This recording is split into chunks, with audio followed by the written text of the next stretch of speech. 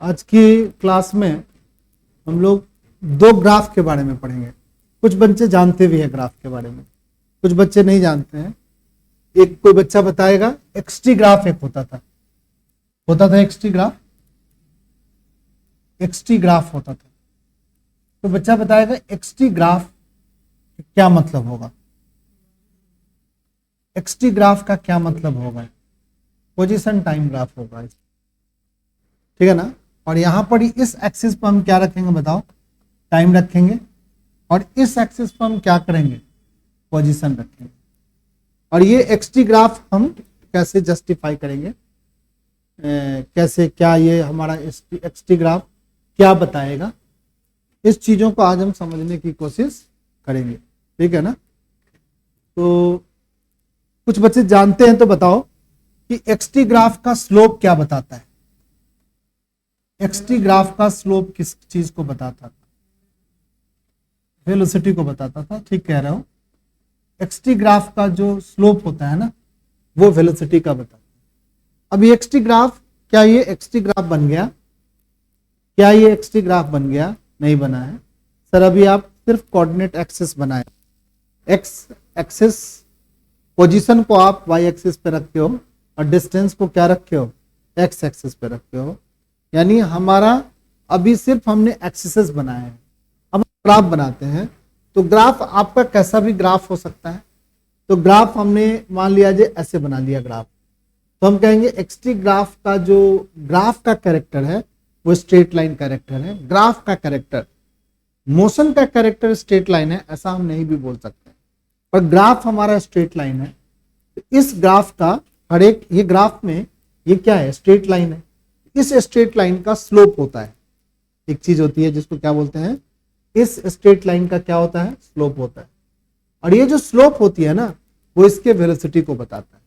अब हम जानना चाहेंगे स्लोप होता क्या है, तो यहां से एक लाइन ऐसे खींचेंगे, और ये एंगल जो थीटा होगा ना, ये जो एंगल थीटा है, ये जो थीटा है, इस थीटा का टैन वैल्यू, जो टैन थीटा होगा, इसको स्लोप बोलते हैं। और स्लोप को हम बोलेंगे क्या, स्लोप को बोलेंगे हम लोग वेलोसिटी। यानी इस ग्राफ की वेलोसिटी क्या हो गई बताओ, इसके स्लोप के बराबर हो, ठीक है।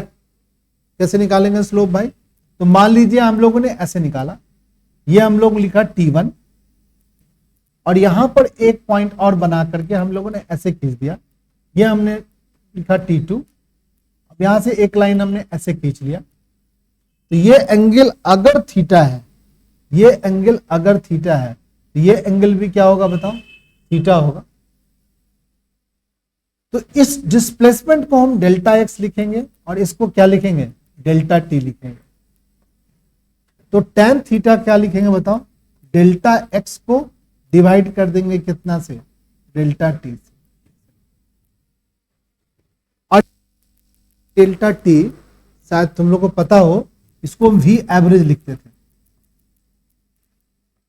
क्या होता था, वी एवरेज। और वी एवरेज कौन बताएगा, स्लोप ऑफ क्या बताएगा, एक्सटी ग्राफ।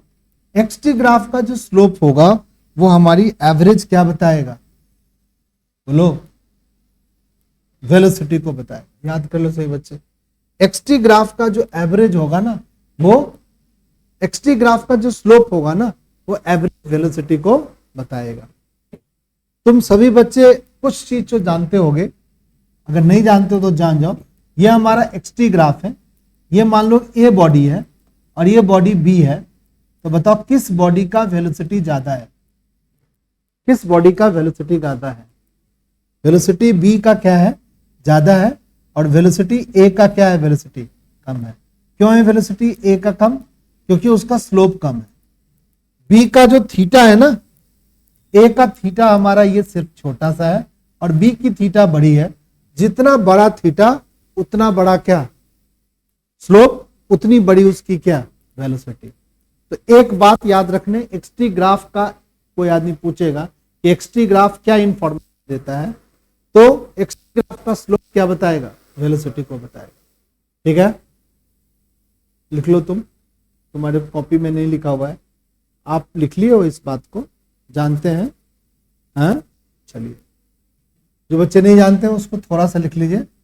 और एक हमारी क्या थी बताओ, एक हमारा था वीटी ग्राफ। क्या था? VT graph. वीटी ग्राफ क्या था बताओ कोई बच्चा? कि वेलोसिटी टाइम ग्राफ था। इसमें वेलोसिटी टाइम ग्राफ हम लोग फिर से ऐसे बनाते थे, और ये वेलोसिटी टाइम ग्राफ, यहां वेलोसिटी और ये टाइम ग्राफ। तो बताएगा इस वेलोसिटी टाइम ग्राफ का जो स्लोप होता था वो क्या बताएगा? एक्सेलरेशन को बताएगा, एक्सेलरेशन को बताएगा। वेलोसिटी टाइम ग्राफ के स्लोप क्या बताएगा? एक्सेलरेशन बताएगा। क्या ग्राफ बन गया? नहीं सर, ग्राफ तो नहीं बना। बनाओ सर ग्राफ। ग्राफ आप कुछ भी बना लो, ऐसे ग्राफ बना लो, ये ग्राफ बना लो। तो इस ग्राफ को अगर हम पीछे की ओर खींचे, इस ग्राफ को अगर हम पीछे की ओर खींचे, तो ये टाइम एक्सिस को जितने डिग्री के एंगल पे काटता है, इसका टैन वैल्यू यानी टैन थीटा वैल्यू जो होगा वो क्या बताएगा? एक्सेलरेशन को बताएगा। क्या बताएगा? एक्सेलरेशन को बताएगा। और इस एक्सेलरेशन को हम ए से रिप्रेजेंट करेंगे। हमारे इस पर्टिकुलर चैप्टर में हमारी एक्सेलरेशन क्या रहेगी? हमेशा कांस्टेंट रहेगी। एक्सेलरेशन क्या रहेगी? कांस्टेंट रहेगी। ये बात का चर्चा कई बार चली। उसके बाद हमारा वीटी ग्राफ एक और चीज बताता है। कोई आदमी बताएगा वीटी ग्राफ और क्या बताता है? वीटी ग्राफ क्या बताता है? वीटी ग्राफ का जो एरिया है, वीटी ग्राफ का जो एरिया है वो क्या बताता था? बोलो, सही बोल रहे थे, डिस्प्लेसमेंट को बताता। वीटी ग्राफ का जो एरिया जो है वो डिस्प्लेसमेंट। मान लो कि कोई बॉडी है, जिस बॉडी का ये हमारा टाइम t1 टाइम है, ये हमारा टाइम क्या है बताओ? t2 टाइम है। तो t1 टाइम से t2 टाइम के बीच कितना डिस्प्लेसमेंट हुआ, तो इसका हम एरिया निकालेंगे। ये रेड वाला जो एरिया है ना, ये जो रेड वाला पोर्शन है, इसका जो एरिया है, ये जो वैल्यू आएगी ट्रेपीजियम का जो एरिया आएगा, इस ट्रेपीजियम के एरिया को हम लोग बोलेंगे क्या? डिस्प्लेसमेंट। यानी displacement between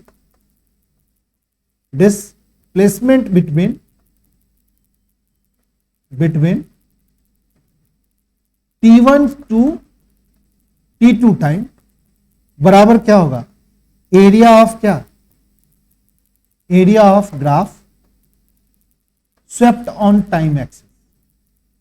swept on time axis. Time axis पर कितना एरिया स्वेप्ट हुआ, ये जो रेड वाला पोर्शन है वो डिस्प्लेसमेंट को जस्टिफाई करेगा। क्या इसके हेल्प से वेलोसिटी के 3 इक्वेशन को हम एक्सप्लेन कर सकते हैं? वेलोसिटी के 3 इक्वेशन को हम सॉल्व कर सकते हैं। कैसे सॉल्व करेंगे? 3 इक्वेशन वेलोसिटी के कौन कौन है? लिखो स्टूडेंट्स, आप लिखे नहीं क्या? आप लिखो, लिखिए सभी बच्चे। जो बच्चे नहीं जानते वो लिख लीजिए प्लीज, इसको लिख लीजिए, ये आपके लिए जरूरी है। लिखो एक्सटी ग्राफ, ये लिख लेंगे, और बीटी ग्राफ। इतनी बात एक्सटी और बीटी ग्राफ के बारे में क्या रखेंगे हम? याद रखेंगे ये हमारा एक्सटी ग्राफ वाला, ये हमारा एक्सटी ग्राफ वाला सेक्शन है, याद रखना है इसको, नहीं भूलना है इसको। और ये हमारा वीटी ग्राफ का सेक्शन है। आज हम लोग फर्स्ट और सेकंड चैप्टर में क्या एग्जाम में पूछेगा इसकी बात हम कर लेंगे पूरा 100%। सारी बातों को फर्स्ट और सेकंड चैप्टर में क्या क्या मतलब एग्जाम में हमारे लिए। तो एक तो ये बात हमसे पूछा जा सकता है कि क्या यूज है एक्सटी ग्राफ का और क्या यूज है क्या वीटी ग्राफ का। तो आप ये बात लिख सकते हो कि एक्सटी ग्राफ से हम देख करके ऑब्जेक्ट की वेलोसिटी को बता सकते हैं, और वीटी ग्राफ को देख करके हम एक्सेलरेशन और डिस्प्लेसमेंट की बातचीत कर सकते हैं। एक्सेलरेशन क्या हो गया? स्लोप के बराबर होता है, और डिस्प्लेसमेंट क्या हो गया भाई? एरिया के बराबर।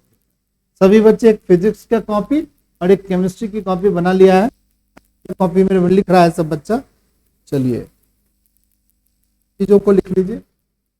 इसी तरीके से कंपैरेटिव आपसे कोई आदमी एग्जाम में भी पूछेगा कि मान लीजिए कोई बच्चा को ऐसे लिख दिया, ये वीटी ग्राफ दे दिया, और अगर आपसे पूछ ले ये आपका एक बॉडी है और दूसरा बॉडी ये है, ये बॉडी ए है, ये हमारा वेलोसिटी एक्सिस है, और ये हमारा क्या है? टाइम एक्सिस है। और तुमसे पूछेगा कि किस बॉडी का? ये हमारा ए बॉडी है और ये हमारी बी बॉडी है। तो किस बॉडी का एक्सेलरेशन ज्यादा है? तो आप बोलोगे बी बॉडी का एक्सेलरेशन क्या है? ज्यादा है। ए बॉडी का एक्सेलरेशन क्या है? कम है। अगर इसी ग्राफ को कोई आदमी ऐसे बना देता है और ये वीटी ग्राफ है तो हम बोलेंगे एक्सेलरेशन नहीं है, ये कांस्टेंट मोशन है, कांस्टेंट वेलोसिटी से मूव कर रहा है। तो इस ग्राफ में कांस्टेंट क्यों कहा गया? क्योंकि इसका एक्सेलरेशन क्या है? जीरो है। हमारी बॉडी टाइम के साथ वेलोसिटी में कोई बदलाव नहीं कर रहा है, परंतु टाइम के साथ जैसे ही वेलोसिटी में बदलाव आएगा उसको हम एक्सेलरेशन का नाम देंगे और उस एक्सेलरेशन को हम उस ग्राफ के स्लोप से क्या करेंगे? जस्टिफाई कर लेंगे। चलिए, इसके बाद हमारे पास वेलोसिटी के 3 इक्वेशन है। उस वेलोसिटी के 3 इक्वेशन को 2 मेथड से हमें एग्जाम में सॉल्व करने आएगा, एक कैलकुलस मेथड से और एक ग्राफ मेथड से। कितने बच्चे को ग्राफ मेथड से करने आता है? कर सकते हैं सर कि हम ग्राफ मेथड से सॉल्व कर देंगे। सारे वेलोसिटी के 3 इक्वेशन है, ये एग्जाम में पूछा जा सकता है कि ग्राफ मेथड से आप वेलोसिटी के तीनों इक्वेशन को क्या करें? सॉल्व करके दिखाएं। वेलोसिटी के तीनों इक्वेशन में जो हमारा रिलेशन है वो सभी बच्चों को पता है। क्या पता है बताओ कभी बच्चे? v बराबर क्या होता था बताओ बच्चा पार्टी? u प्लस क्या होता था? at होता था। s बराबर क्या होता था बताओ? ut प्लस हाफ at का स्क्वायर। v स्क्वायर बराबर क्या होता था बताओ? u स्क्वायर प्लस का 2as। इसको हम लोग vt ग्राफ के हेल्प से प्रूव करना चाहते हैं। ठीक है, आपसे एग्जाम में प्रूव करेगा, कहेगा कि प्रूव द वेलोसिटी इक्वेशन। सही बच्चे लिखो अगर नहीं जानते हो तो। Prove the velocity equation. हम भी एग्जाम लेंगे, टेस्ट लेंगे तो आपसे पूछ सकते हैं वेलोसिटी इक्वेशन ग्राफिकली। कैसे करेंगे? ग्राफिकली कॉपी में नहीं लिखा हुआ तो एक बार कम से कम लिख लीजिए और एग्जाम के समय उसको क्या कर लीजिएगा? तैयार कर लीजिएगा।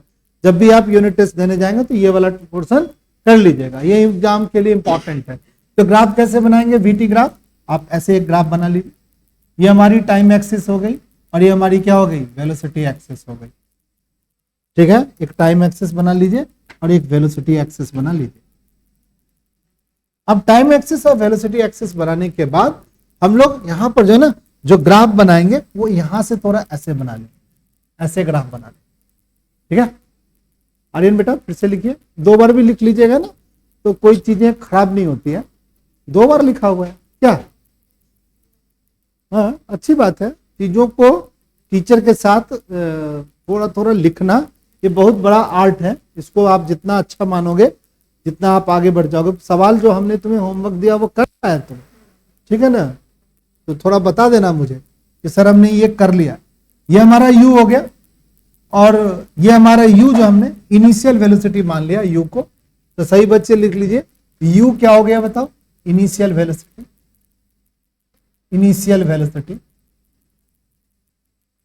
u हमारी इनिशियल वेलोसिटी हो गई। और इस समय जो टाइम जो था ना, इस टाइम को हमने 0 टाइम मान लिया। यहां वाला टाइम को हमने क्या मान लिया है? 0 टाइम मान लिया है। तो इनिशियल वेलोसिटी को हम 0 टाइम ही मानते हैं। जब कोई वेलोसिटी की बात होती है और इनिशियल बात हो रही है तो उस समय टाइम को हम 0 टाइम मान लेंगे। और मान लिया जाए कुछ समय के बाद हमारी वेलोसिटी, कितने टाइम के बाद? t टाइम के बाद। ये हमारा टाइम एक्सिस है, बट t टाइम के बाद, ये जो t टाइम है, इस टाइम t टाइम के बाद हमारी वेलोसिटी क्या हो गई? फाइनल वेलोसिटी हो गई। ये वेलोसिटी जो हो गई वो फाइनल वेलोसिटी हो गई। इसको लिख लीजिए सही बच्चे, फाइनल वेलोसिटी। एक हो गया इनिशियल वेलोसिटी और एक क्या हो गया बताओ बच्चा पार्टी? Final velocity. अब एक बात देखो, ये जो लाइन बना हुआ है ये हमारी ग्राफ की लाइन है। ये ग्राफ की लाइन जो है ना स्ट्रेट लाइन है। ये हमारी ग्राफ की लाइन स्ट्रेट लाइन है। स्ट्रेट लाइन में एक कैरेक्टर होता है कि स्लोप चेंज नहीं हो रहा है। जब भी कोई एक्सटी ग्राफ का जो ग्राफ बना है, क्या बोला मैं, सॉरी, वीटी ग्राफ का अगर आप ग्राफ बनाए हैं, वो ग्राफ स्ट्रेट लाइन है, तो ये मान के चलो कि इस स्ट्रेट लाइन का स्लोप चेंज नहीं हो रहा है। यानी हम हमारी जो एक्सेलरेशन ए जो है, हमारी जो एक्सेलरेशन है, ये एक्सेलरेशन जो हमारी ए है, ये एक्सेलरेशन क्या है? कांस्टेंट है। ये हमारी एक्सेलरेशन क्या है? कांस्टेंट है। ये ए जो एक्सेलरेशन है ये हमारी कांस्टेंट एक्सेलरेशन है। और इस इक्वेशन में हमारी एक्सेलरेशन क्या है? कांस्टेंट है। ये वेलोसिटी के 3 इक्वेशन में हमारी एक्सेलरेशन क्या है, कांस्टेंट है। अब हाँ मन, hello hello hello,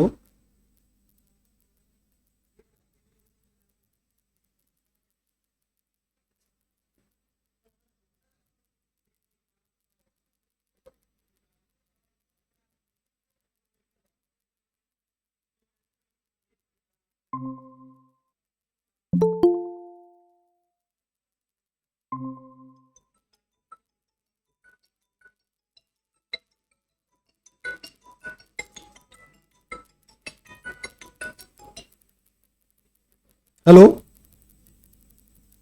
hello hello, मेरी आवाज आ रही है? अमन, मेरी आवाज आ रही है?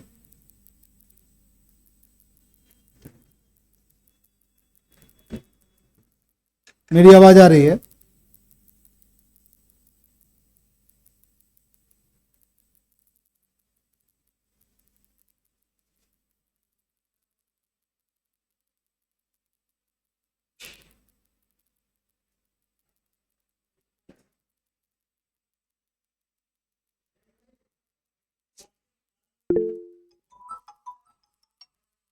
हाँ मन,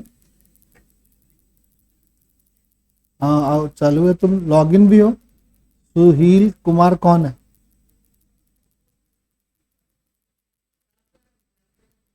हेलो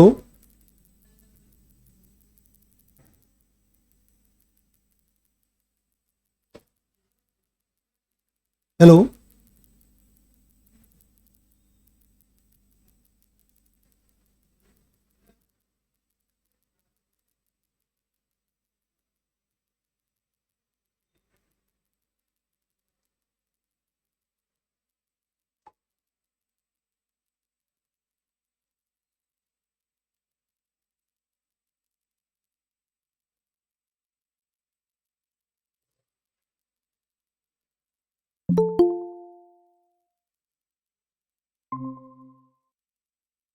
हेलो साहिल, मेरी आवाज आ रही है?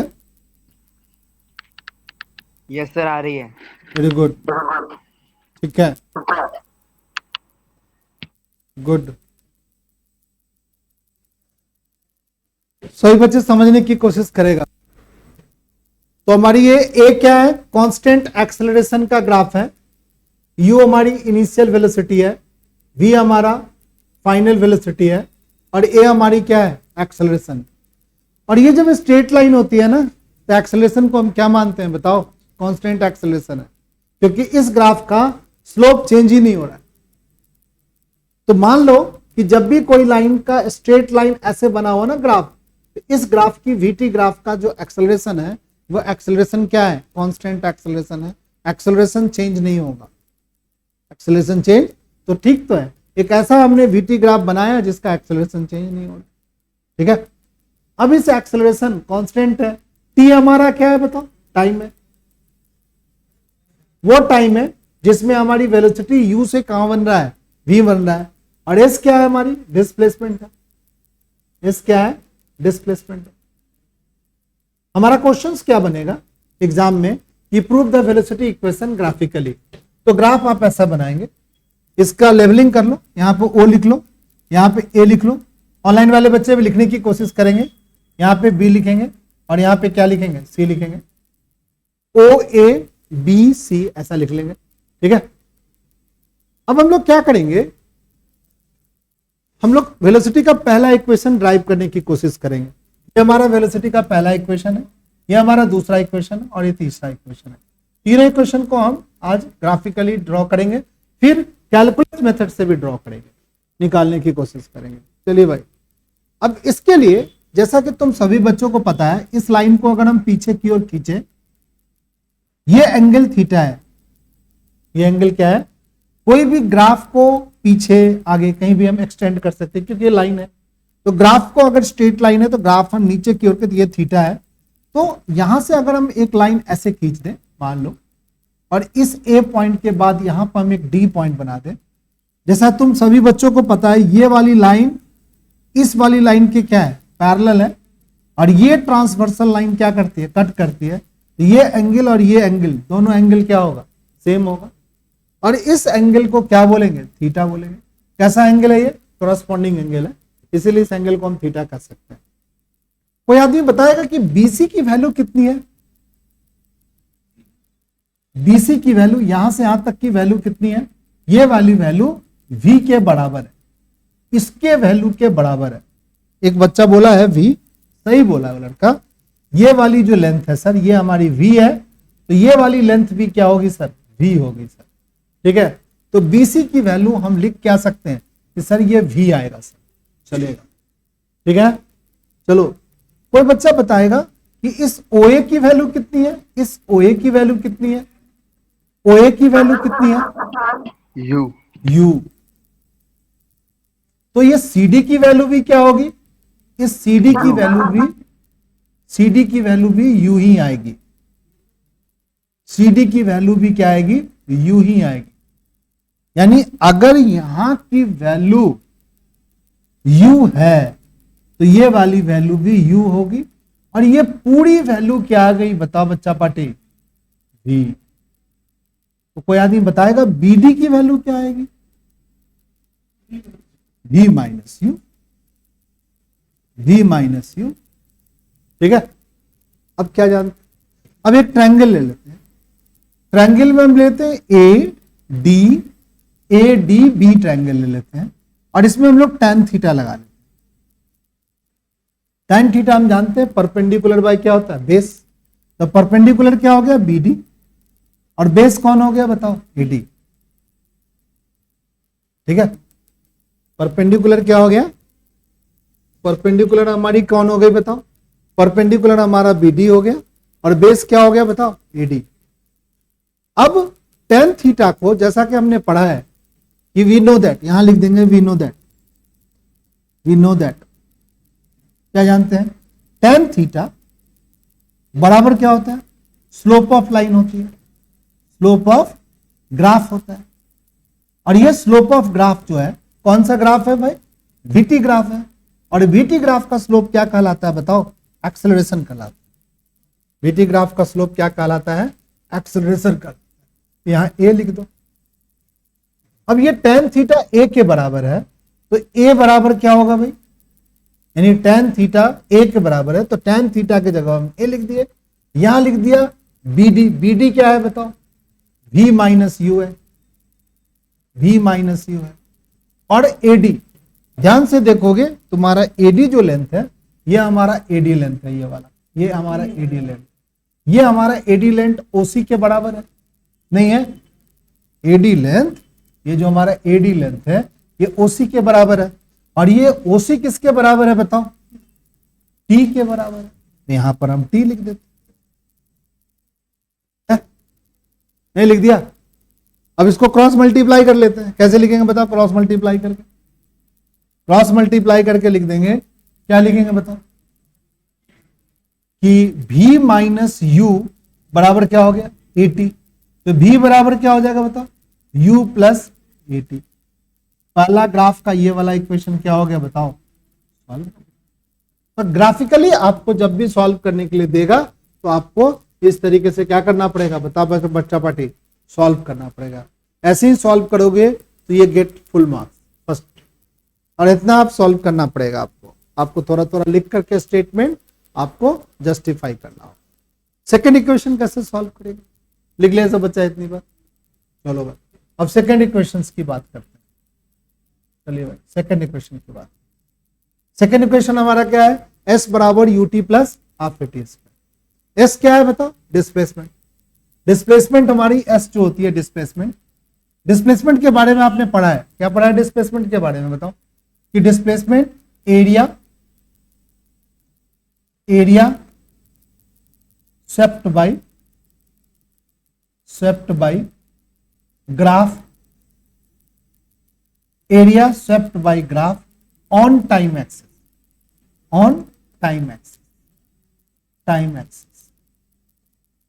Area swept by graph on क्या, टाइम एक्सिस। टाइम एक्सिस में एरिया स्वेप्ट कितना किया है, तो टाइम एक्सिस पे ये जो ग्राफ हमारी जो रियल हमारी जो ग्राफ थी ना, वो ग्राफ ये तो हमने एक्सटेंड किया, ये सब हमारी ग्राफ नहीं थी, ये हमारी ग्राफ नहीं थी, एक्सटेंड करने के बाद वो बना था। अब हमें ग्राफ की बात कर रहे हैं, तो हमारी ग्राफ जो है ना, इसमें ये जो ग्राफ थी टी टाइम में, ये व्हाइट वाला एरिया क्या कर रहा है, शिफ्ट कर रहा है। इस एरिया को हम निकालने की कोशिश करेंगे, ठीक है। तो इस एरिया को निकालने के लिए हम एरिया को दो कैटेगरी में बांट देंगे, एक रेक्टेंगल का कैटेगरी मानेंगे और एक क्या मानेंगे बताओ, ट्रायंगल मानेंगे। एक ट्रायंगल और एक रेक्टेंगल, तो इसका नाम लिख लेते हैं, ठीक है। बताओ ट्रायंगल का नाम क्या है, रेक्टेंगल का नाम क्या है। यहां ए था तो क्या लिखेगा, ओ ए बी सी, इसका एरिया प्लस में क्या होगा बताओ, ट्रायंगल ए बी बी का एरिया, दोनों का एरिया जितना होगा वो हमारा क्या हो जाएगा, डिस्प्लेसमेंट के बराबर होगा। तो एरिया रेक्टेंगल का एरिया होता है लेंथ इनटू क्या होता है बताओ, ब्रेथ होता है। तो लेंथ कितना है, कोई बच्चा बताएगा। लेंथ हमारा ओसी है, अब ब्रेथ क्या है बताओ, ओ ए है, प्लस में 1/2, बेस क्या है, एडी है, और हाइट क्या है बताओ, बीडी है।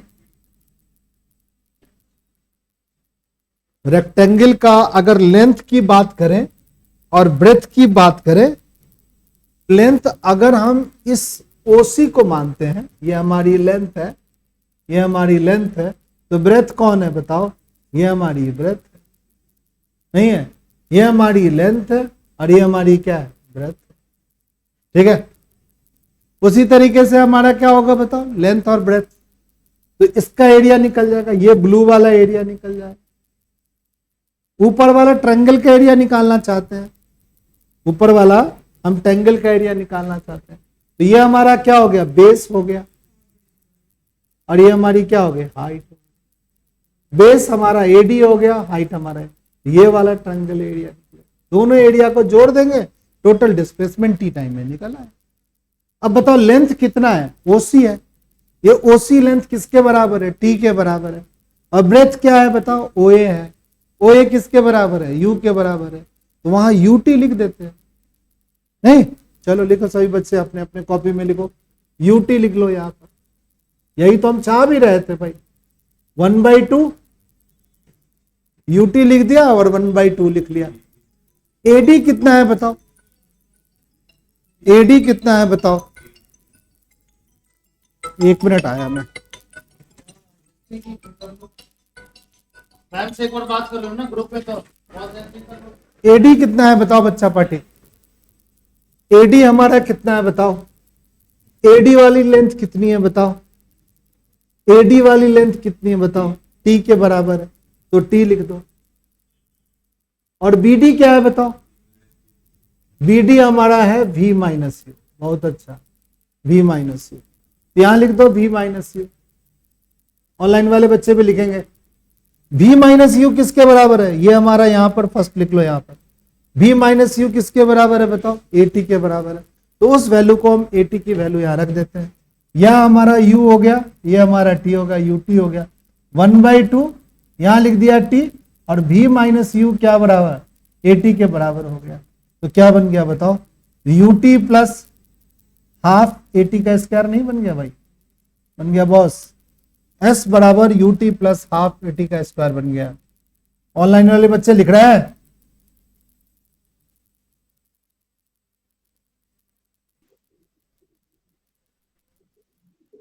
साहिल लिख रहा है,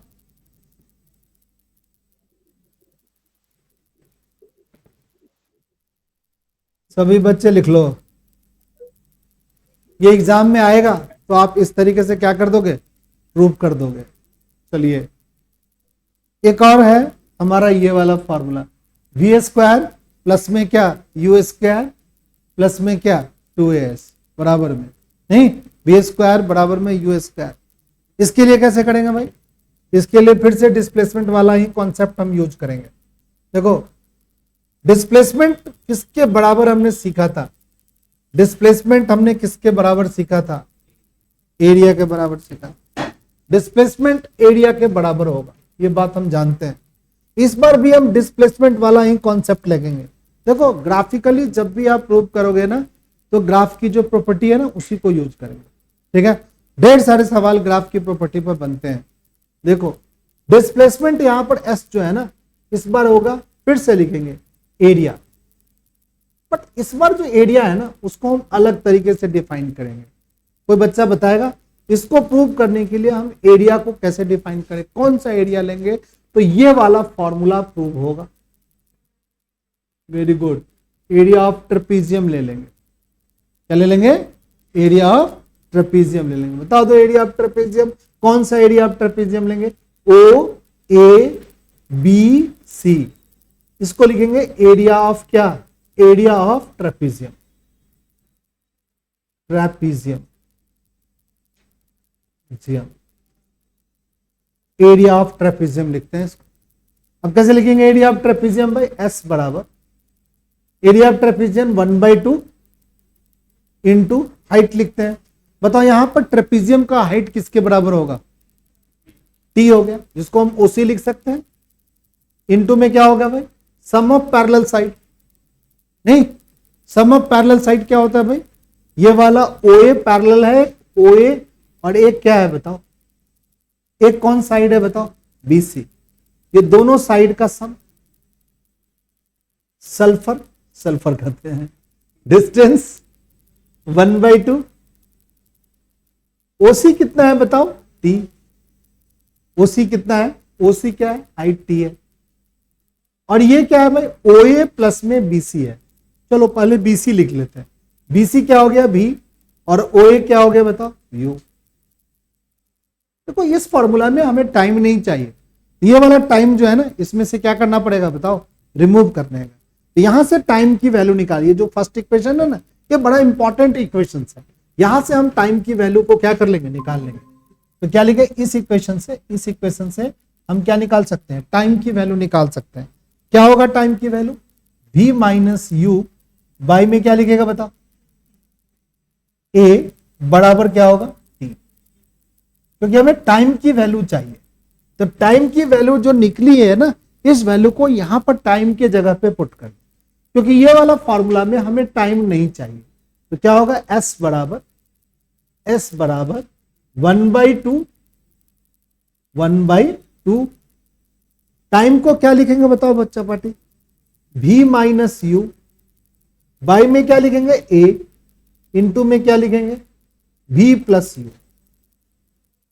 v प्लस में u। अब इसको सॉल्व कर लो। नीचे a 2 और a मिलके 2a बन गया, 2a उठ के इधर चला गया, तो क्या लिखेंगे बताओ? 2as लिख देंगे। और एक बचा क्या? v प्लस यू, और दूसरा क्या बचा बताओ? v minus you. सॉल्व करेंगे तो क्या निकलेंगे?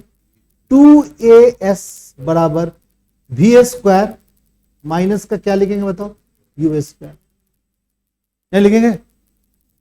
अब कोई बच्चा बताएगा क्या लिख सकते हैं यहां के बाद? v स्क्वायर बराबर क्या लिखेंगे? u स्क्वायर प्लस में 2as। This is the third equation. Graph method से इस तरीके से हम क्या करेंगे? सॉल्व कर लेंगे ग्राफ मेथड, नहीं सॉल्व कर लेंगे। ये इंपॉर्टेंट है, जानना चाहिए हर एक बच्चे को ये करने। अगर ये आप करना जानते हो तो आपने 11th में कुछ क्या कर लिया है? सीख लिया है कोई चीज। अब इसी फॉर्मूले को हमें कैलकुलस मेथड से भी पूछेगा। ग्राफ मेथड से पूछेगा तो आप ऐसे ही बना दीजिएगा, कोई प्रॉब्लम नहीं, ठीक है। बट अगर आपसे कैलकुलस मेथड से पूछेगा तो आपको बदलना पड़ेगा टेक्निक। थोड़ा सा सीखेंगे आज कैलकुलस, इससे भी आसान मेथड है, कम लेंदी मेथड है, ठीक है ना। सीखे होंगे आप एक बार, बट एक बार फिर से हम लोग सीख लें कैलकुलस मेथड। लिख लिया स्टूडेंट्स? साहिल लिख लिया? Yes sir. ठीक है। अमन लिख लिया? लिखो। तो इस तरीके से हम लोगों ने क्या किया? वेलोसिटी के तीनों इक्वेशन को प्रूव कर लिया ग्राफिकली। अब हम कैलकुलस में देखो, कैलकुलस में जो है ना दो पार्ट है कैलकुलस में, एक इंटीग्रेशन है और एक डेरिवेटिव। हमारी फिजिक्स में दोनों का ही एप्लीकेशन है, ठीक है। अगर सिंपल तरीके से हम बातों को समझने की कोशिश करेंगे तो उसके डिफरेंशियल एप्लीकेशन और इंटीग्रल एप्लीकेशन के हेल्प से हम वेलोसिटी के तीनों इक्वेशन को क्या करेंगे, सॉल्व करेंगे। कैसे करेंगे सॉल्व, देखेंगे आप। चलिए स्क्रीनशॉट ले लो, कोई बच्चा अगर नहीं हो पाया तो अभी तक स्क्रीनशॉट लेके आगे बढ़ जाते हैं हम लोग। अब क्या हो गया कि कैलकुलस में कुछ चीजों को समझ लो। देखो हम लोगों ने एक वेलोसिटी को पढ़ा था, वेलोसिटी को क्या पढ़ा था कैलकुलस में, हम वेलोसिटी को क्या लिखते हैं, v बराबर लिखते हैं, कई बच्चे लिख लो dx बाई में dt। डिफरेंशियल फॉर्म में वेलोसिटी को ऐसे लिखते हैं dx बाई में dt। क्या मतलब हो गया, इसको बोलते हैं rate change, rate change, rate change in क्या, रेट चेंज इन क्या, बोलो बच्चा पार्टी, पोजीशन। हाँ दिमाग है, रेट चेंज इन क्या होगा, पोजीशन। इसको बोलेंगे derivative of, derivative of, derivative of X with respect to time. ऐसे भी कर सकते हैं, डेरिवेटिव ऑफ क्या, एक्स, एक्स क्या है बताओ, पोजीशन, और टी क्या है बताओ, टाइम। इसको हम पोजीशन के जैसा ट्रीट करेंगे। पोजीशन मतलब मैं कहां हूं, उसका पोजीशन टाइम के साथ चेंज। मैथ्स में कहा गया कि किसी चेंज को हम ऐसे लिख सकते हैं, जैसे मान लो कि तुम एक्सेलरेशन को लिखना चाहते हो तो एक्सेलरेशन बराबर हम लिखेंगे dv बाई में dt। क्या पढ़ेंगे, dv बाई में dt। क्या पढ़ेंगे, रेट चेंज इन क्या, rate change in velocity, change in velocity. तो एक्सेलरेशन को कहेगा डेरिवेटिव के फॉर्म में लिखो तो ऐसे लिख सकते हो एक्सेलरेशन। ठीक है, चलो भाई इसको हम पढ़ेंगे और भी तरीके से पढ़ सकते हैं। Derivative of v, derivative of v, derivative of v with respect to time, derivative of v with respect to time. ये बात याद रखो। एक्सेलरेशन को एक और तरीके से लिखते हैं, एक्सेलरेशन बराबर लिखते हैं dv बाई में dx इंटू dx बाई में dt। ऐसे लिखते हैं। हमने क्या किया, dv बाई में dt को, dv को dx से डिवाइड कर दिया, फिर dx से ऊपर मल्टीप्लाई करके dt से फिर से डिवाइड कर दिया। देखो dx से dx कट जाएगा तो है क्या लिखा हुआ है, dv बाई में dt। इस dv बाई में dt तो छोड़ दो, dx को छोड़ दो, पर dx बटे में dt को क्या लिख सकते हैं, v। तो v इंटू dv बाई में dx। एक्सेलरेशन को हम ऐसे भी लिख सकते हैं, एक और तरीका है एक्सेलरेशन को लिखने का। तो एक एक्सेलरेशन लिखने का ये तरीका है, दूसरा एक्सेलरेशन लिखने का ये तरीका है, और वेलोसिटी लिखने का एक तरीका ये है डेरिवेटिव फॉर्म में। एक और है जिसका यूज अभी नहीं करेंगे बट हम सीख जाएंगे कि एक्सेलरेशन को हम ऐसे भी लिखते हैं dv बाई में dt, फिर बाद में लिख देते हैं d बाई dt, और v को यहां पर v के बराबर में लिख देते हैं dx बाई में dt, और हम लिख देते हैं इसको d स्क्वायर x बाई में dt स्क्वायर। इसको बोलते हैं डबल डेरिवेटिव। क्या बोलते हैं इसको, डबल डेरिवेटिव। इसको बोलते हैं डबल डेरिवेटिव, डबल डेरिवेटिव। इतनी बात याद कर लीजिए सही लोग, ठीक है। अब इसके ये हमारा डेरिवेटिव, क्योंकि हम लोगों ने 3-4 फिजिकल क्वांटिटी को पढ़ा, तो एक एक्सेलरेशन को हम ऐसे लिख सकते हैं। तो ये लिखने का पहले तरीका, कोई कहेगा एवरेज वेलोसिटी को लिखो, उसको भी लिख सकते हैं।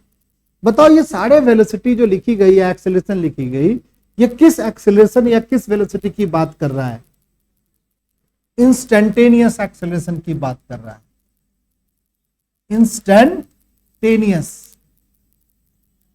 कोई आदमी से पूछेंगे इंस्टेंटेनियस एक्सेलरेशन क्या होता है, तो क्या जवाब करोगे,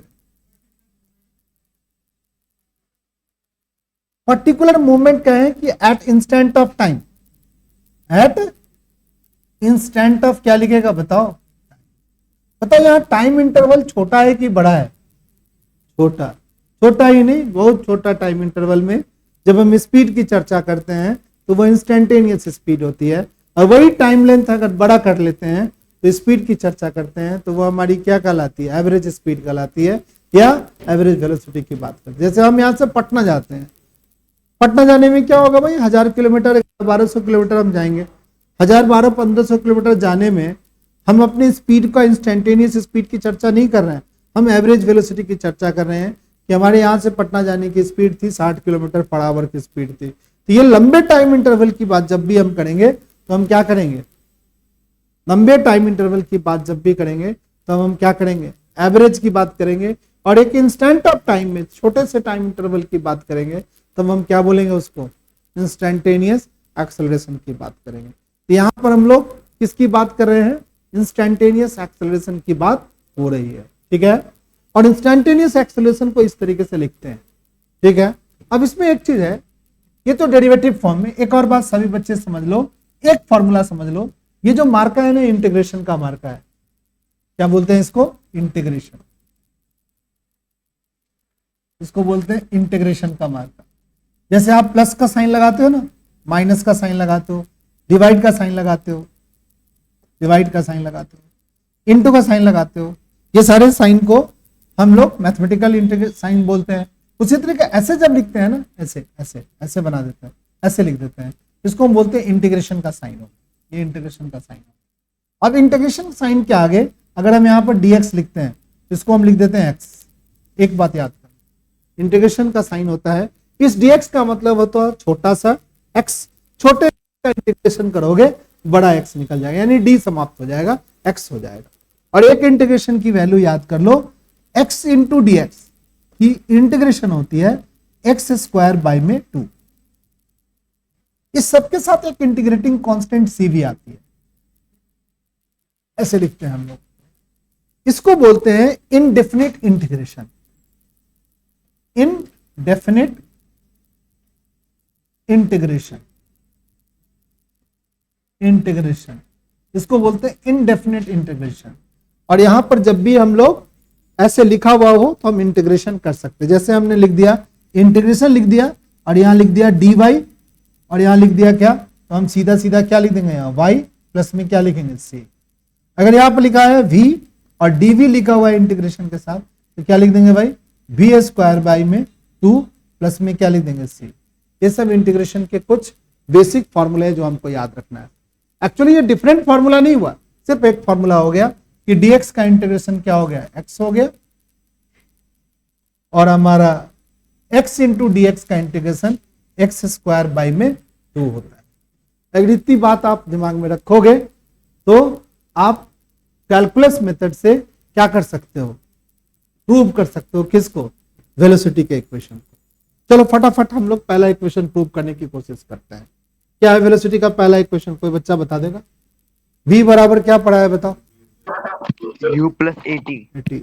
चलो वेलोसिटी के पहले इक्वेशन को सुनते हैं, इसको हम प्रूव करते हैं। तो हमारा क्वेश्चन क्या आएगा, प्रूव वेलोसिटी इक्वेशंस, प्रूव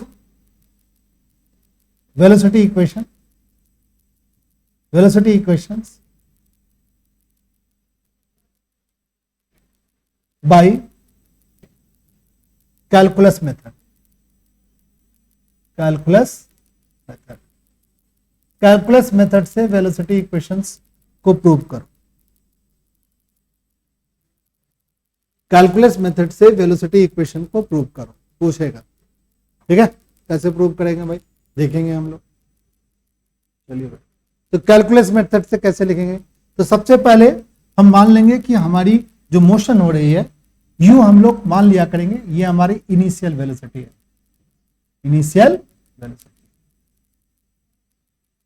और after T time, after T time, T time के बाद हमारी वेलोसिटी क्या हो गई, v हमारा फाइनल वेलोसिटी हो गई, फाइनल वेलोसिटी।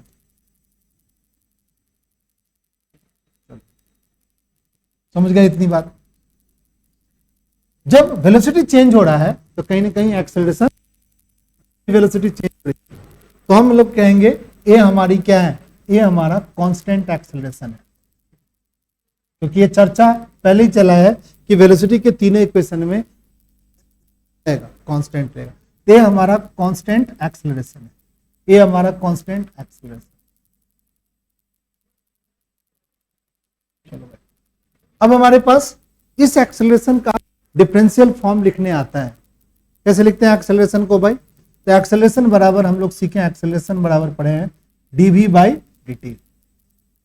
यहां लिख देंगे by calculus, by calculus. Calculus के मेथड से आप जानते हो कि हम एक्सेलरेशन को ऐसे लिखते हैं। अब हम इसको क्रॉस मल्टीप्लाई करते हैं, तो dv बराबर क्या हो गया? a dt। कोई दिक्कत है किसी को क्या? ठीक है, अब क्या करेंगे? इसको इंटीग्रेट करेंगे। Now integrate both side, now integrate both side, integrate both side, both side. हम बोथ साइड इंटीग्रेट करेंगे। करो इंटीग्रेट बोथ साइड भाई। तो बोथ साइड जब हम इंटीग्रेट करेंगे तो दोनों तरफ इंटीग्रेशन का क्या लगाएंगे? मार्का लगाएंगे। क्या लगाएंगे? मार्का। इंटीग्रेशन का मार्का हमने पढ़ाया है, कैसे लगाएंगे इंटीग्रेशन का मार्का भाई? तो हाथी के सूर के जैसे ऐसे लगा देंगे, ठीक है, थोड़ा सा टेढ़ा टू भी। तो यहाँ डीबी लिख देंगे, यहां भी इंटीग्रेशन लगाएंगे, ए इंटू क्या लिख देंगे? डी टी लिख, ठीक है। इस तरीके से जब इंटीग्रेशन का मार्का सिर्फ लगाते हैं तो इसको बोलते हैं definite integration, sorry indefinite integration. But यहां पर इंटीग्रेशन हमें डेफिनिट करना है। फिर से एक बार हम बोलेंगे, इस चीज को हम बोलते हैं इनडेफिनिट इंटीग्रेशन। इंटीग्रेशन कहां से कहां तक करना है इसका कोई इंफॉर्मेशन नहीं है, तो ऐसे क्या कहलाता है? इनडेफिनिट, इनडेफिनिट इंटीग्रेशन कहलाता है। ऐसा लिखना इनडेफिनिट इंटीग्रेशन कहलाता है, इनडेफिनिट इंटीग्रेशन। बट हमें इनडेफिनिट इंटीग्रेशन यहां करना है। हमें क्या करना है? यहां हमें इनडेफिनिट इंटीग्रेशन नहीं करना है, हमें यहां पर डेफिनिट इंटीग्रेशन करना है। तो कैसे करेंगे? तो एक चीज देखेंगे कि जो इंटीग्रेशन हो रही है, जो चीजें, उसमें कोई चीज कांस्टेंट तो है, ये वेरिएबल है सारे के सारे। तो देखोगे तुम यहां पर इंटीग्रेशन में वेलोसिटी बदल रही है, यहां पर dv ऐसे ही लिखेंगे। बट यहां पर एक्सेलरेशन क्या है बताओ? कांस्टेंट है, एक्सेलरेशन इसके लिए कांस्टेंट है। तो इस एक्सेलरेशन को क्या कर देंगे? बाहर कर देंगे और यहां लिखेंगे dt, क्योंकि टाइम भी बदल रही है, हमारी वेलोसिटी। अब हम डेफिनिट इंटीग्रेशन बनाने के लिए एक टाइम का हम लोअर लिमिट लिखेंगे। तो टाइम का लोअर लिमिट हमेशा लिखेंगे। उस समय हमारी वेलोसिटी कितनी माने हैं? u माने हैं, तो इसको लिमिट वेलोसिटी का लिखेंगे। टाइम बढ़ते बढ़ते क्या बन गया? t बन गया, ठीक है, और वेलोसिटी बढ़ते बढ़ते क्या बन गई? v बन गई। तो ऐसे लिख देना, एक लोअर लिमिट और एक upper limit, that is called क्या? Definite integration. क्या कहलाता है? डेफिनिट इंटीग्रेशन, इंटीग्रेशन इसको बोलते हैं डेफिनिट इंटीग्रेशन। इंटीग्रेशन क्या हो गया भाई? डेफिनिट इंटीग्रेशन हो गई, ठीक है। अब डेफिनिट इंटीग्रेशन में अभी थोड़ी देर पहले हमने पढ़ाया तुमको, क्या पढ़ाया तुमको? हम लोग कुछ पढ़ाए? हाँ सर, आपको कुछ बताया था इंटीग्रेशन का, सर फॉर्मूला बताया था। क्या बनाया था तो इंटीग्रेशन का फॉर्मूला? कोई बच्चा बताएगा कि dv का इंटीग्रेशन क्या होता था? बताओ। v होता था। जैसे dx का इंटीग्रेशन x होता था, तो dv का इंटीग्रेशन क्या होता था? v होता है। अगर ध्यान से देखोगे तो ये चीज आपने पढ़ा है। dx का इंटीग्रेशन क्या लिखाया था? बताओ, x लिखाया था। तो dv का इंटीग्रेशन क्या होगा? बताओ, v हो। तो यहां पर dv का इंटीग्रेशन क्या लिख दो? बताओ, यहां पर इस dv का इंटीग्रेशन यहां लिख देते हैं, इस dv का इंटीग्रेशन v लिख देंगे, और एक ब्रैकेट लगा के, स्क्वायर ब्रैकेट, आपका लोअर लिमिट u लिख देंगे, अपर लिमिट क्या लिख देंगे? v लिख देंगे। फिर एक कांस्टेंट है, कांस्टेंट a यहां लिख देंगे, ठीक है। dt का इंटीग्रेशन क्या होगा? कोई बच्चा बता दो, dt का इंटीग्रेशन क्या होगा? बताओ, t हो जाए। लोअर लिमिट क्या लिखेंगे? बताओ बच्चा पार्टी, 0। अपर लिमिट क्या लिखेंगे? बताओ बच्चा पार्टी, t, ठीक है, ऐसे लिख देंगे। यहां तक में कोई दिक्कत? अब अपर लिमिट को एक बार लिखेंगे पहले, अपर लिमिट को लिखेंगे v, लोअर लिमिट को क्या लिखेंगे? बताओ, u माइनस करके हमेशा। फिर हम लोग a लिखेंगे, अपर लिमिट को क्या लिखेंगे? बताओ, t, लोअर लिमिट को क्या लिखेंगे? बताओ, 0। क्या लिखेंगे? v माइनस u बराबर क्या हो गया? 80। v बराबर क्या हो गया? बताओ, u plus 80। This is the first velocity equation. ठीक है, बाय कैलकुलस मेथड। इस तरीके से प्रूव करना, कैलकुलस मेथड से वेलोसिटी इक्वेशन को प्रूव किया, फर्स्ट वेलोसिटी इक्वेशन। जानते हो सही बच्चे प्रूव करना है, कर लेगी। उसके बाद हमारे पास एक और है जिसको हम क्या बोलते थे, वेलोसिटी का सेकंड इक्वेशन। कैसे करेगा वेलोसिटी का सेकंड इक्वेशन? यहां 80 छूट गया, नहीं बताएगा जो बच्चा जानते हैं थोड़ा थोड़ा। v बराबर u प्लस क्या लिखेंगे, चलो अब दूसरा ग्राफ का दूसरा इक्वेशन हम बनाने की कोशिश करते हैं, कर ले। चलो भाई, कोई बच्चा बता देगा थोड़ा कैसे शुरुआत करें, जो जानते हैं थोड़ा सा बताएंगे, हमें हेल्प करेंगे।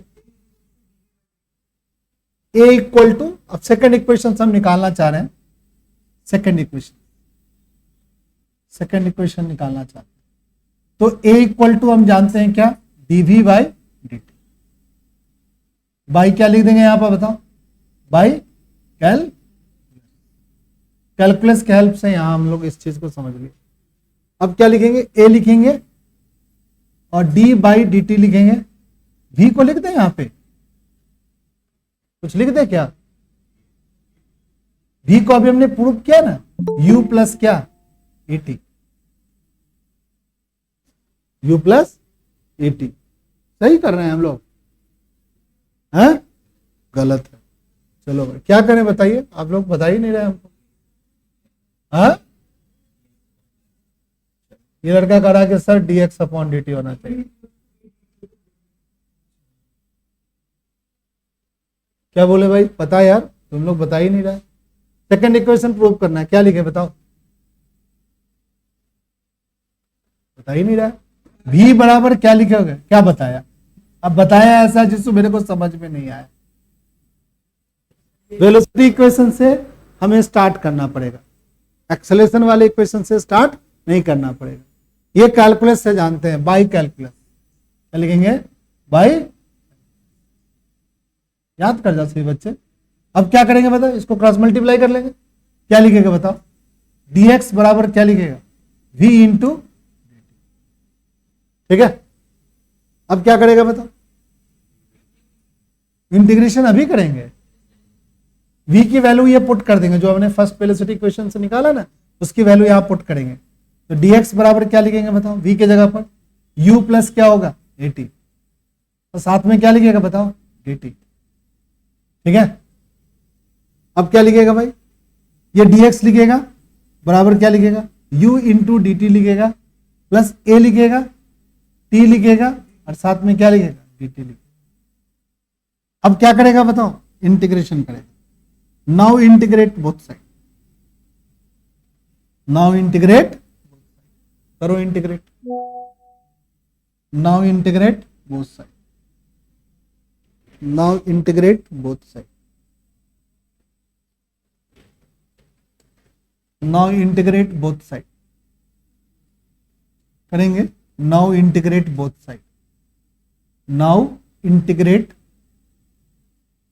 Both side, both side integrate कर। कैसे करेगा बोथ साइड इंटीग्रेट भाई, इंटीग्रेशन करेगा dx का। यहां इनिशियल वेलोसिटी भी कांस्टेंट होती है, तो u बाहर निकल जाएगा, dt का इंटीग्रेशन होगा। यहां एक्सेलरेशन कांस्टेंट है, तो a बाहर निकलेगा, t इंटू dt का क्या होगा, इंटीग्रेशन होगा, t इंटू dt का इंटीग्रेशन होगा, t इंटू dt का इंटीग्रेशन होगा। तो dx क्या होगा बताओ, x होगा। बट यहां पर हमें डिफिनिट इंटीग्रेशन करना हो। डिफिनिट इंटीग्रेशन क्या होगा भाई, तो डिफिनिट इंटीग्रेशन की लिमिट हमें क्या करनी पड़ेगी बताओ, फिक्स करनी पड़ेगी। चलिए लिमिट फिक्स कर लेते हैं डेफिनेट इंटीग्रेशन, तब इंटीग्रेशन करते हैं। हमारी लोअर लिमिट क्या मानेंगे बताओ, 0। अपर लिमिट डिस्प्लेसमेंट का क्या मानेंगे, s। लोअर टाइम 0, अपर टाइम t, लोअर टाइम 0, अपर टाइम t। dx का इंटीग्रेशन क्या होगा भाई, x। Lower limit 0, upper limit s, u लिखेंगे, dt का क्या होगा t, lower limit 0, upper limit t, फिर क्या होगा a। t इंटू dt का क्या होगा बताओ इंटीग्रेशन, t स्क्वायर बाई में 2। लोअर लिमिट क्या 0, अपर लिमिट क्या t। अब क्या लिखेगा, s minus 0, u t minus 0, फिर क्या लिखेगा 1/2 a t स्क्वायर माइनस 0 का स्क्वायर, बनेगा क्या s बराबर u t plus 1/2 a t का क्या हो गया स्क्वायर। दिस इज द क्या सेकेंड वेलोसिटी इक्वेशन। ठीक है, चलिए भागते भागते फटाफट थर्ड वेलोसिटी इक्वेशंस लिख लेते हैं। ठीक, चलिए बताओ कहां से स्टार्ट करें। इन वेलोसिटी इक्वेशंस को प्रूव करने में जो सबसे इंपॉर्टेंट है कि हम स्टार्ट कहां से करें, यही सबसे इंपॉर्टेंट होता है। बताओ कोई बच्चा कहां से स्टार्ट करेंगे। वेलोसिटी के थर्ड इक्वेशन को ड्राइव करने के लिए क्या लिखें, एक्सेलरेशन बराबर यहां लिखते हैं v into D V by में डी एक्स, ये एक्सप्रेशन लिखना पड़ेगा। देखो वेलोसिटी के इक्वेशंस को, एक्सेलरेशन को हम लोगों ने लिखा था, एक्सेलरेशन को हम लोग a into V D V by में क्या लिखा था डी एक्स लिखा था। तो इस वाले फॉर्म को प्रूव करने के लिए हमें ये वाला फॉर्म क्या करना पड़ेगा, लिखना पड़ेगा। अगर हम नहीं लिखेंगे, अगर ये हमें याद नहीं रहेगा तो हमसे नहीं होने वाला है। अब क्या करेगा भाई, a को यहां रहने देगा, a इंटू डी एक्स यहां लिख देगा, v इंटू डी एक्स ये कर देगा, और now integrate both side, now integrate both side, both side with in, ये भी लिख लेगा तो अच्छा रहेगा, with in proper limit, proper limit, with in proper limit. Proper limit में आप लिख लो तो क्या लिखोगे a इंटू डी एक्स, एक कॉन्स्टेंट है इसलिए इंटीग्रेशन से बाहर लिखो, v हमारा चेंज हो रहा है तो v इंटू डी एक्स, गलत नहीं लिख लिया हम लोग, v इंटू क्या होगा, v इंटू क्या होगा, यहां dv होगा, v इंटू dv होगा, यहां भी क्या होगा बताओ, ये भी हमारा क्या होगा dv, ये भी हमारा dv होगा। अब इंटीग्रेट करो, डिस्प्लेसमेंट 0 है तो इनिशियल वेलोसिटी u है, डिस्प्लेसमेंट s है तो इनिशियल नहीं फाइनल वेलोसिटी क्या है बताओ v है। a हो गया, इसका डिस्प्लेसमेंट का इंटीग्रेशन क्या होगा dx का, x 0 से क्या है s तक, ये क्या होगा बताओ v स्क्वायर बाई में क्या होगा 2, u से कहां तक बताओ v तक। चलिए भाई अब क्या लिखेंगे भाई, यहां a लिखेंगे, क्या लिखेंगे s माइनस 0 लिखेंगे, यहां क्या लिखेंगे v स्क्वायर बाई में 2 लिखेंगे, माइनस में क्या लिखेंगे u स्क्वायर बाई में 2 लिखेंगे, यहां as लिखेंगे, बराबर लिखेंगे v square minus u square, by में क्या लिखेंगे 2, v स्क्वायर माइनस का u स्क्वायर प्लस बराबर में क्या लिख दिया 2as, तो v स्क्वायर बराबर क्या हो गया बताओ u स्क्वायर प्लस में 2as। This is the velocity का कौन सा इक्वेशन, थर्ड इक्वेशन क्या कर दिया, प्रूव कर दिया। इस तरीके से ग्राफिकली, तो जो हमारा सेकंड चैप्टर है ना, सेकंड चैप्टर में आपको पता क्या क्या होना चाहिए, आपको डिस्टेंस के बारे में पता होना चाहिए। जिन बच्चों को, सब बच्चों, ये चैप्टर खत्म हो गया अब नहीं पढ़ाएंगे, डिस्टेंस डिस्प्लेसमेंट पता होना चाहिए बच्चों को, साथ में स्पीड, एवरेज कहने का मतलब, और इंस्टेंटेनियस पता होना चाहिए, साथ में वेलोसिटी और इंस्टेंटेनियस वेलोसिटी भी पता होना चाहिए, एक्सेलरेशन पता होना चाहिए।